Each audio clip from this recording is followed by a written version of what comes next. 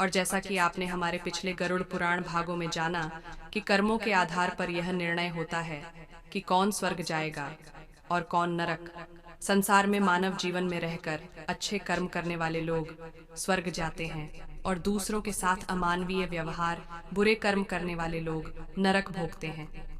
एक बार गरुड़ जी ने भगवान से प्रश्न किया कि हे प्रभु, आपने मुझे पापी पुरुषों के बारे में बताया और यमलोक के मार्ग में मिलने वाले कष्टों से भी अवगत कराया। अब मैं महिलाओं की यमलोक यात्रा को जानना चाहता हूँ, कृपया करके मुझे यह बताएं।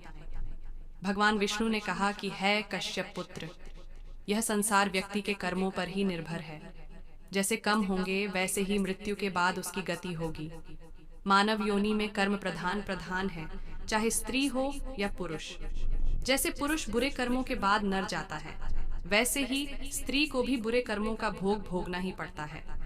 यमलोक के मार्ग में उस पापिनी स्त्री को आभास होता है कि उसने अपने मनुष्य जीवन को किस तरह व्यर्थ कर दिया है। जब यमदूत उसे अत्यधिक पीड़ा देते हैं, तब बार बार वह अपने जीवन में किए गए कर्मों का स्मरण करती है। वह कहती हैं कि इस सुख दुख का दाता कोई दूसरा नहीं है। जो लोग सुख दुख का दादा दूसरे को समझते हैं, वे को बुद्धि है। जीवात्मा सदैव पहले किए गए कर्मों का भोगती है। मैंने जो कुछ किया है वह क्षमा के योग्य नहीं है। जब पक्ष स्त्री का शरीर लेकर देही पूर्व किए हुए कर्मों के संबंध में जैसा कहता है, उसे सावधान होकर सुनो कि बहन, मैंने पति के साथ रहकर उन्हें सुख नहीं दिया है, न तो उनके मर जाने पर उस बैठाते अपराध का ही पालन किया है। अतएव जो कुछ नहीं किया है उसका फल भोग रहे हो। मैंने माँ से प्रवास अथवा व्रत के नियमों से इस शरीर का शोधन भी नहीं किया है कि जीव स्त्री का शरीर बहुत से दुखों का बाध्य है। पहले किए गए बुरे कर्मों के अनुसार मैंने इसे प्राप्त किया और इसे भी ही करवा दिया कि पक्षीराज पृथ्वी वायु आकाश जल देश मन बुद्धि और आत्मा सदा साथ रहकर धर्म पर दृष्टि रखते हैं।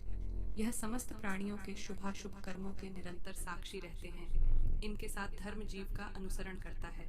जब शरीर से प्राण निकल जाते हैं, तब त्वचा हड्डी मांस वीडियो और रक्त भी उस शरीर को छोड़ देते हैं। उस समय जीव धर्म से युक्त होने पर ही इस लोक और परलोक में सुख एवं अभ्युदय को प्राप्त होता है। तभी भगवान श्री कृष्ण ने गीता में कहा है कि जब अर्थात कर्मानो अन्यत्र दो को धर्म कर्म बंधन है, तदर्थ कम कांटे मुक्त संघर्ष समांतर जदयु के लिए किए हुए कर्म के अतिरिक्त अन्य गम में प्रवृत्त हुआ, यह पुरुष कर्मों द्वारा बंधता है। कृपया वीडियो को लाइक करें, कमेंट करें और चैनल को सब्सक्राइब अवश्य करें। मिलते हैं।